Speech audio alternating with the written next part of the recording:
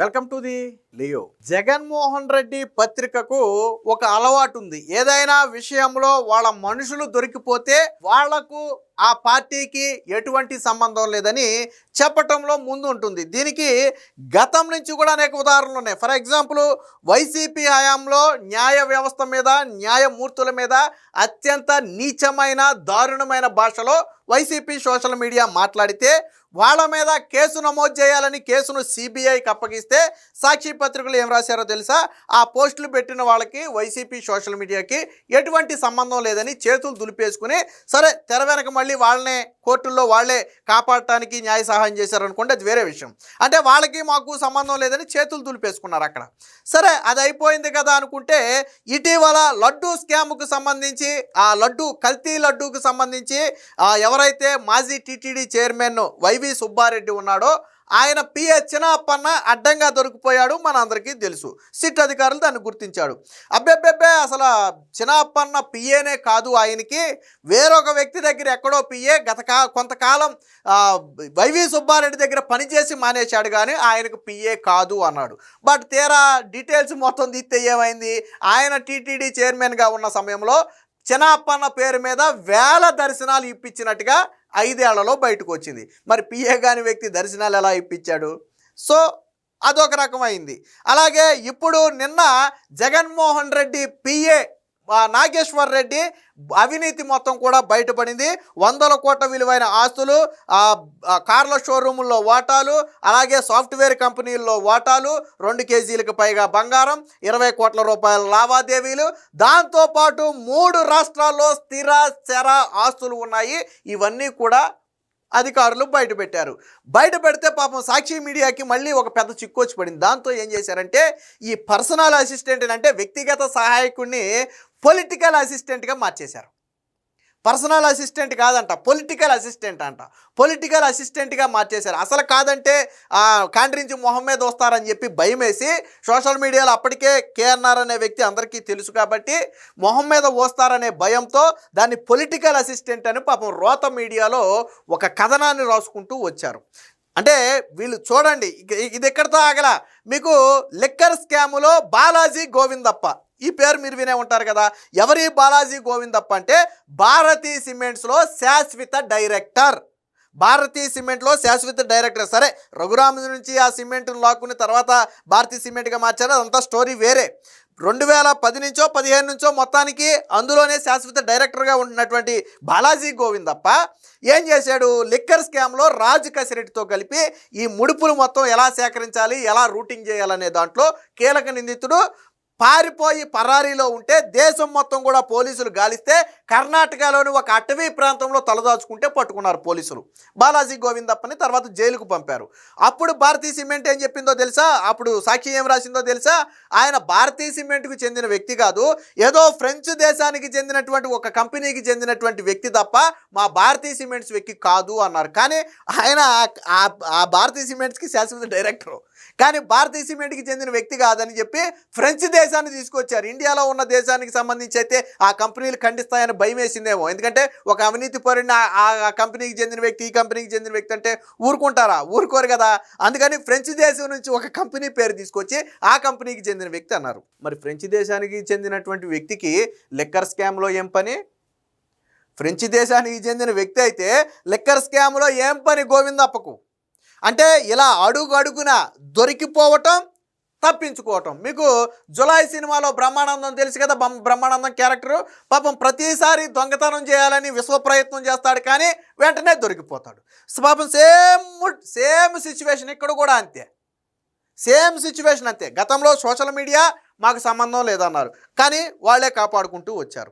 తర్వాత జగన్ పిఏని ఇప్పుడు పొలిటికల్ అసిస్టెంట్గా పేరు మార్చేసి అతనికి జగన్మోహన్ రెడ్డి వ్యక్తిగత కార్యక్రమాలకి ఆయనకి సంబంధం లేదని మళ్ళీ దాన్ని మార్చేశారు. చినప్పన్న అసలు వైవి సుబ్బారెడ్డి పిఏనే కాదు, ఎవరు పిఏనో అని చెప్తే తీరా దర్శనాలన్నీ కూడా చినప్పన్న పేరు మీదే ఇచ్చారు. అలాగే ఇప్పుడు భారతీ సిమెంట్స్ డైరెక్టర్గా ఉన్న గోవిందప్పను అబ్బెబ్బే మాకు చెందిన వ్యక్తి కాదు, ఫ్రెంచ్ దేశానికి చెందిన వ్యక్తి అని చెప్పి అటు మార్చేశారు. అంటే వీళ్ళ బాధ చూడండి. పాపం దొరికిపోవటం, దాన్ని కవర్ చేసుకోవడం కోసం అసత్య కథనాలు రాసుకురావటం, మొహం మీద కాండ్రించి వస్తారనే కనీస ఇంగిత జ్ఞానం కూడా లేకపోవటం.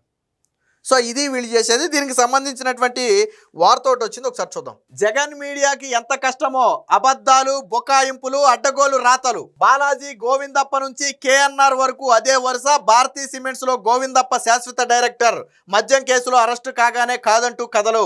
జగన్ కు కేఎన్ఆర్ వ్యక్తిగత సహాయకుడు, 100 కోట్ల అక్రమాలు బయటపడగానే తూచ్. పిఏ కాదు, పొలిటికల్ అసిస్టెంట్ అంట. జగన్ కుటుంబానికి వాళ్లకు సంబంధం లేదట. రోత మీడియా రాతలతో నవ్వుకుంటున్నటువంటి జనం. అవినీతి చేయడం బయటపడ్డాక తూచు కాదంటూ అబద్ధాలు చెప్పడం, వాస్తవాలను బుకాయించడంలో వైసీపీ నేతలకు బహుశా దేశంలో సాటెవరూ రారేమో. అరాచక శక్తి వెనకేసుకు రాలేక అసలు తమకే సంబంధం లేదన్నట్టుగా అడ్డగోలు కథనాలు అనడానికి పాపం జగన్ రోత మీడియా పడరాని పాట్లు పడుతుంది. భారతీ సిమెంట్స్ డైరెక్టర్ బాలాజీ గోవిందప్ప నుంచి జగన్ పిఏ నాగేశ్వర్ రెడ్డి వరకు కూడా ఇదే వరుస. వాళ్ళు కాదని చెప్పడానికి ఆపసోపాలు పడుతుంది. అవినీతి, అక్రమాలు, అరాచక ప్రత్యక్ష నిదర్శనంగా నిలిచిన వైసీపీ 5 ఏళ్ల పాలనను భరించలేని రాష్ట్ర ప్రజలు 2024 ఎన్నికల్లో చిత్తుగా ఓడించడంతో అప్పటి నుంచి అవినీతి భోగాలు ఒక్కొక్కటిగా బయటకు వస్తున్నాయి. భారతీ సిమెంట్స్ శాశ్వత డైరెక్టర్ గోవిందప్ప కోసం దేశమంతా వెతికి కర్ణాటకలోని అటవీ ప్రాంతంలో అదుపులో తీసుకుని జైల్లో పంపారు. వాస్తవానికి రఘురామ్ సిమెంట్స్ జగన్ లాక్కుని భార్య కంపెనీగా మార్చుకున్న విషయం జగమెరిగిన సత్యం. భారతీ సిమెంట్స్ లో బాలాజీ గోవిందప్ప 2010 నుంచి పూర్తి కాలపు డైరెక్టర్గా ఉంటూ సిమెంట్ వ్యాపార లావాదేవీలు, ఆర్థిక వ్యవహారాలు చూస్తున్నారు. మద్యం కుంభకోణంలో రాజ్ కసిరెడ్డితో కలిసి వసూళ్ల ప్రక్రియకు రూపకర్త కూడా ఆయనే. అయితే దీనికి వీళ్ళేం చెప్పారో చూడండి. జగన్ సొంత పత్రికలో మాత్రం ఆయన ఫ్రెంచ్ దేశానికి చెందిన సిమెంట్ కంపెనీ అయిన విరాట్ గ్రూపుకు చెందిన వ్యక్తిగా పేర్కొన్నారు. భారతీ సిమెంట్స్తో భాగస్వామ్యం చేసుకున్న విరాట్ గ్రూప్నకు చిత్తూరు జిల్లాలో వైసీపీ జిల్లా స్థాయి నాయకుడి సోదరుడికి సంబంధం ఏంటో, అన్నిటికన్నా ముఖ్యంగా లిక్కర్ స్కామ్ ముడుపులు తీసుకోవాల్సిన అవసరం విరాట్ గ్రూప్కి ఎందుకు ఉంటుందో వాళ్లే చెప్పాలని చెప్పి ఒక కథనం రాశారు. ఇక ఇది కేఎన్ఆర్కి సంబంధించి విచారణ జరిగితే దీని మీద ఏం రాశారు చూడండి. వీళ్ళు మాత్రం ఏం రాశారు, ఈ వార్త ప్రచురించిన జగన్ పత్రిక కేఎన్ఆర్కు జగన్కు పిఏగా కాకుండా పొలిటికల్ అసిస్టెంట్గా అభివర్ణించింది. కేఎన్ఆర్ అడ్డంగా దొరికిపోవడంతో అతడికి జగన్తో సంబంధాలు లేవని కప్పిపుచ్చేందుకు జే మీడియా పురిటి నొప్పులు పడుతుంది. జగన్కు కేఎన్ఆర్ పిఏ అన్న విషయం వైసీపీలో చాలా మందికి తెలుసు. అయినా దానిని దాయటానికి జగన్ మీడియా నానా పాటు పడుతుంది. లిక్కర్ స్కామ్ అంతా కూటమి ప్రభుత్వం కుట్ర అంటూ వాపోయిన జగన్ మీడియా కేఎన్ఆర్ను మాత్రం అసలు పిఏనే కాదని తేల్చేసింది. ఈ వార్త చూసిన వైసీపీ కూలి మీడియా సైతం ఇది పద్ధతి కాదంటూ వ్యతిరేకించింది. వాస్తవానికి జగన్ పర్యటన వివరాలు వారం రోజుల క్రితం వరకు ఆయా జిల్లా నేతలకు ఆయన పిఏ కేఎన్ఆర్ పేరట విడుదలయ్యేవని వెల్లడించింది. జగన్తో వైసీపీ కార్యకర్త ఫోటో దిగాలన్నా నాకేంటి అని చేయి జాసే నైజం ఈ కేఎన్ఆర్ అని చెప్పారు. సరే, కేఎన్ఆర్ పిఏనా కాదా అనడానికి నా దగ్గర కొన్ని ఆధారాలు ఉన్నాయి, అవి కూడా చూపిస్తాను. మిగతా వార్త మొత్తం చూద్దాం. జగన్కి అసలు సొంత మీడియానే లేదంట. సార్వత్రిక ఎన్నికల ప్రచారంలో భాగంగా సిద్ధం పేరుతో జగన్ భారీ సభలను ఏర్పాటు చేసి తమకు సొంత మీడియా లేదని, పత్రిక, టీవీ కూడా లేవని బహిరంగంగా ఒకసారి మిగతా అన్ని కాసేపు పక్కన పెడదాం. మీరు ఈ వీడియో చూసే ఎవరైనా సరే జగన్కు సొంత మీడియా లేదు అంటే నమ్ముతారా? లేకపోతే సాక్షి మీడియా ఎవరిది? జగన్కు సొంత మీడియా లేకపోతే సాక్షి మీడియా ఓనర్ ఎవరు చెప్పాలి. సాక్షి పత్రిక చెప్పాలి. భారతి ఎందుకు దానికి మేనేజింగ్ డైరెక్టర్గా ఉందో చెప్పాలి. అంటే జగన్మోహన్ రెడ్డి ప్రజల్ని ఎంత చులకనగా చూస్తాడు అంటే, జగన్ సొంత మీడియా రాజశేఖర్ రెడ్డి నా కొడుకు పెట్టాడు, నీతి నిజాయితీలతో ఇది నడుస్తుందని చెప్పినటువంటి సాక్షి మీడియాని నాది కాదు అని చెప్పుకునే స్థాయికి జగన్ దిగజారిపోయాడు అంటే ఆ పరిస్థితి ఎంత దారుణంగా ఉందో చూడండి. అలాగే చిన్నప్పన్న గతంలో తిరుమల వెంకటేశ్వర స్వామి లడ్డూ ప్రసాదం తయారీకి నెయ్యి కొనుగోలులో భారీ అక్రమాలకు పాల్పడిన విషయం తెలిసిందే. కోట్లాది హిందువుల మనోభావాలు దెబ్బతీసినందుకు గాను చర్యలకు ఉపక్రమించినటువంటి నేపథ్యంలో వైసీపీ పెద్దల అసలు గుట్టు బయటపడింది. దీన్ని బొకాయిస్తూ వైసీపీ ప్రభుత్వంలో మంత్రి జగన్ చిన్నాన్న, టీటీడీ మాజీ చైర్మన్ వైవి సుబ్బారెడ్డి వ్యక్తిగత సహాయకుడు చిన్నప్పన్న పాత్ర వెలుగులోకి వచ్చింది. సుప్రీంకోర్టు ఆదేశాలతో సిబిఐ చేత దీన్ని చేపిస్తే చిన్నప్పన్న మాత్రం సుబ్బారెడ్డి దగ్గర పనిచేయలేదు, వేరొక వ్యక్తి దగ్గర పనిచేశారు. సుబ్బారెడ్డి టీటీడీ చైర్మన్గా ఉండగా చిన్నప్పన్న ఎందులో పాలు పంచుకోలేదు. ఢిల్లీలో ఆయన వేరే పదవిలో ఉన్నాడని చెప్పారు. ఓకే, రైట్, అక్కడ వరకు అగ్రీ చేద్దాం. మరి ఢిల్లీలో ఏదో వేరే పదవిలో ఉన్నటువంటి చిన్నప్పన్న పేరు మీద ఎందుకు టీటీడీ దర్శనాలు ఇచ్చారు? టీటీడీ చైర్మన్ పిఏ హోదాలో లేదా టీటీడీ చైర్మన్ మనిషి హోదాలో చిన్నప్పన్న దర్శనాలు ఎలా ఇప్పించగలిగారు? ఎందుకు సమాధానం చెప్పలేరు? సో ఇది ఇక జగన్మోహన్ రెడ్డికి కేఎన్ఆర్ పిఏ కాదు అన్నారు కదా, దీనికి సంబంధించి కొన్ని వార్తలు ఉన్నాయి, ఒకసారి చూపిస్తాను. ఇది స్వయంగా నందిగాం సురేష్, మాజీ ఎంపీ, వైసీపీ మాజీ ఎంపీ నందిగాం సురేష్ పెట్టినటువంటి పోస్ట్. ఇది ఎప్పుడు పెట్టాడో చూడండి, 30 ఆగస్టు 2020, అంటే జగన్ సీఎంగా ఉన్న సమయంలో పెట్టిన పోస్ట్.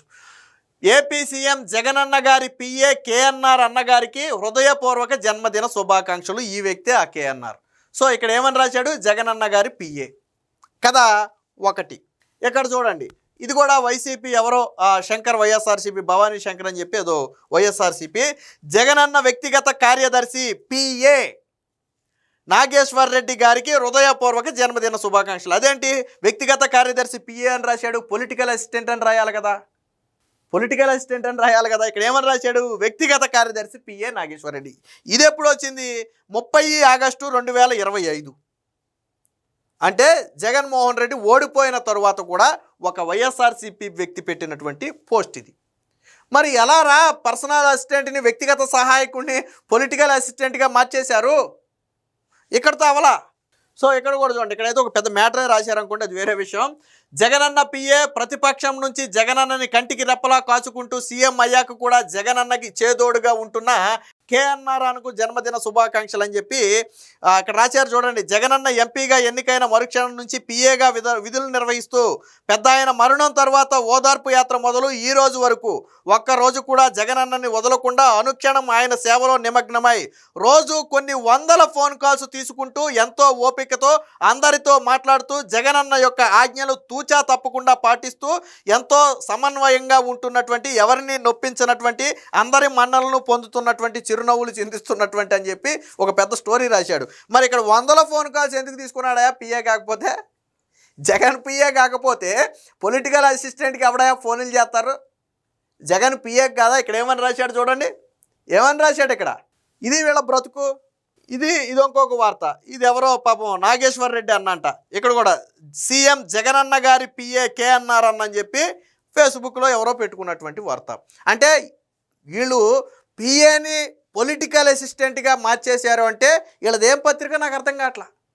పబ్లిక్గా ఒక వ్యక్తిని పిఏ కాదు అని చెప్తున్నారు. అది బహిరంగ సత్యం, అది సోషల్ మీడియా వేదికగా వాళ్ళే చెప్తున్నారు, కానీ కాదని చెప్పే ప్రయత్నం.